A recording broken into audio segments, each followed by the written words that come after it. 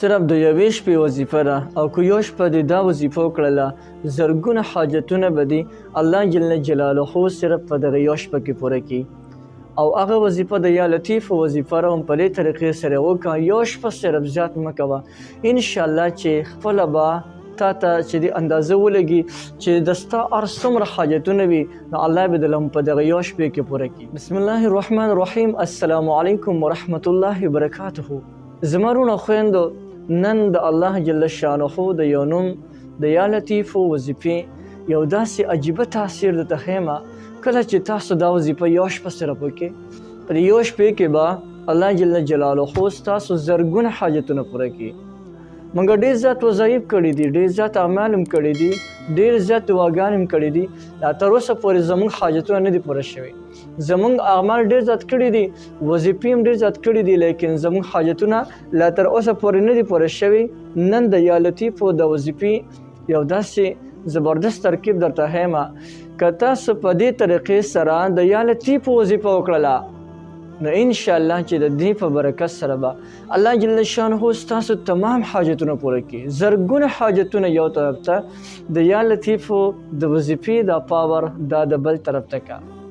دا سلوي فور تاثیر وظیفه نه چې خپله ورته حق خیران پاتې شي چې یاره زما د حاجتونه الله جل شانه د کم ځای نه پوره کړل او څنګه پوره شول، خپله به ستاسو عقل ورته خیران وي.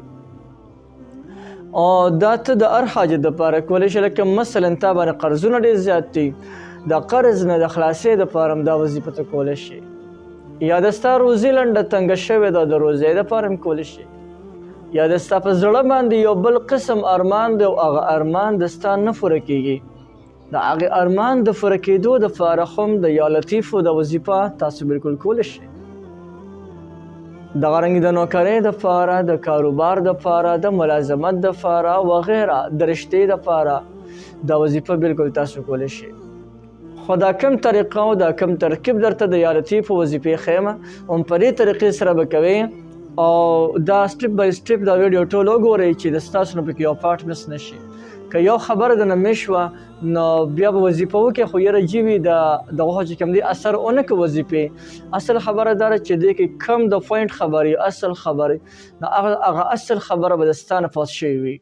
ویډیو د سر نه تر د اخره پورې وګوره چې مکمل معلوماتو باندې پوه شي.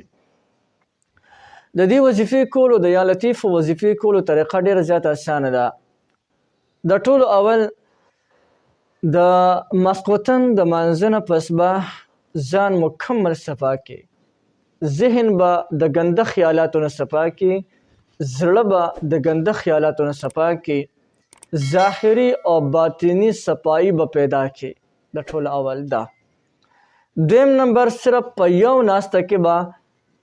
یعنی مجلس پکې نه بدلی، هم په دغه یو مجلس کې په دغه یو ناسته باندې چې په دې دوران کې چا سره خبرې اترې مو نه شي، په دغه یو ناسته کې به د الله جل شانه دا نوم یا لطیفو یا لطیفو دا به 16,641 پیرې اوې طریقې درته ښیم. 16,641 پیرې به دا چې کوم دی اوې یا لطیفو. خو طریقې دا ده چې کله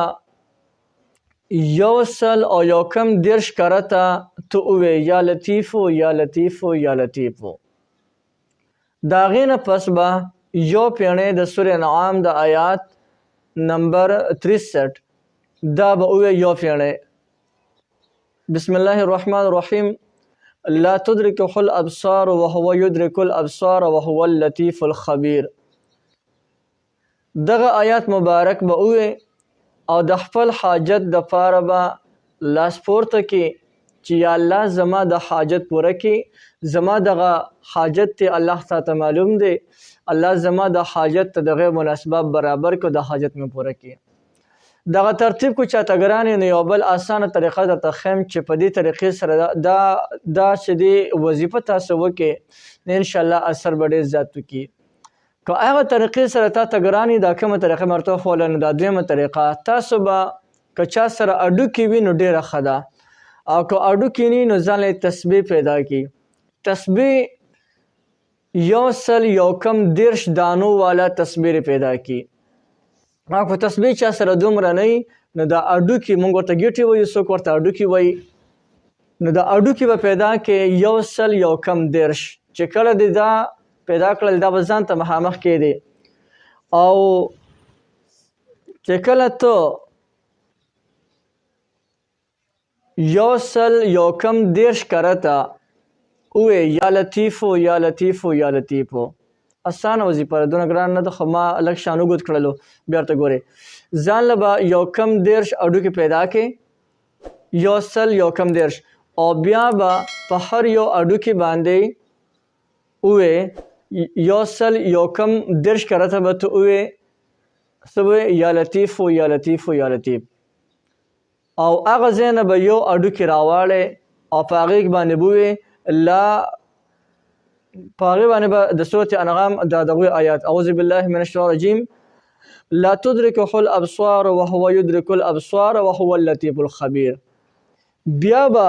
110 کرته یا لطیف وې او یو پیاڼی به دغه آیات بیا وې بیا 110 کرته یا لطیف وې او دغه آیات به یو پیاڼی وې نو چې کله هغه 110 ګیټې ختم شي یا چې دی تسبیح ختم شي نو د ستا به دلته کې د دغه برابر شي تعداد 14640 پیرې به د یا لطیفو ختم وشي کله چې دا وشولو د هغې نه پس به تو الله جل شانه ته لاس پورته کې چې یا الله زما د پلانکې حاجت دی او دا حاجت زما پوره کړي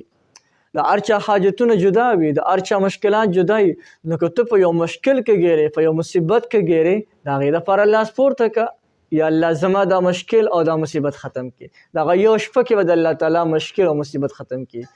او د یا د ستا یو حاجت دی او حاجت نه پوره کېږي د هر چا حاجتونه مختلف وي د خپل حاجت نوم دې په دې کې واخله یا الله د دې وظیفې او د دې ختم په برکت سره د دې پاک نوم په وسیلې سره د دې پاک آیات په وسیلې سره یا الله زما د حاجت پوره کړي نو انشاءالله چې په دغه لږ وخت کې به په دغه یو شپه کې به الله جل شانه د ستا د تمام حاجتونه پوره کړي څونه مشکلات او څونه پریشانۍ چې تا ته وي دا ټول مشکلات او دا ټولې پریشانۍ به د الله جل جلاله د دې وظیفې په برکت سره ختمې کړي